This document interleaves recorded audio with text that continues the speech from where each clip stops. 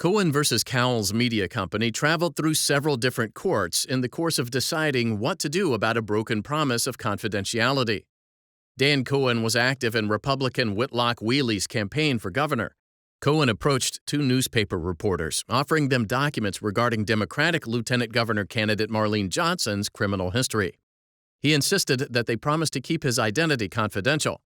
The reporters agreed, and Cohen turned over court records of two criminal charges against Johnson, one for unlawful assembly and one for petty theft. The reporters interviewed Johnson and looked up the original court records in dead storage.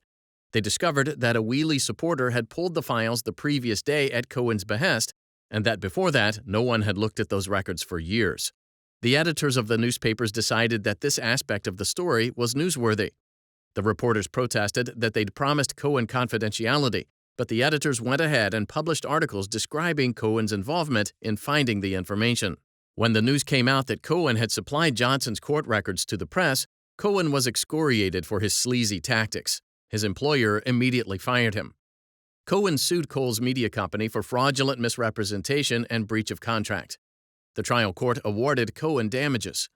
The State Court of Appeals reversed on the fraudulent misrepresentation claim but affirmed the breach of contract claim. The Minnesota Supreme Court reversed entirely, finding that enforcing the breach of contract claim on a promissory estoppel basis would infringe on the newspaper's First Amendment rights. It held that while a newspaper might have an ethical duty to keep sources anonymous, this sort of promise doesn't create a legally binding contract. The United States Supreme Court disagreed, holding that promissory estoppel didn't implicate the First Amendment. It reversed again and sent the case back to the Minnesota Supreme Court.